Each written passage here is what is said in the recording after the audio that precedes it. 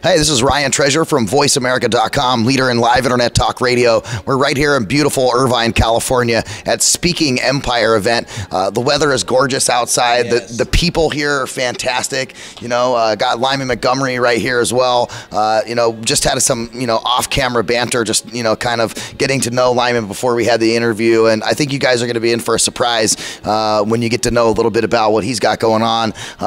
He's a speaker, an author, and one heck of a human resources individual. So Lyman, why don't you just tell everybody who's watching right now a little bit about yourself, where you come from, and we'll take it from there. Sure. Lyman Montgomery, originally from Dayton, Ohio. Currently for the last 2 years been in Bloomington, Indiana.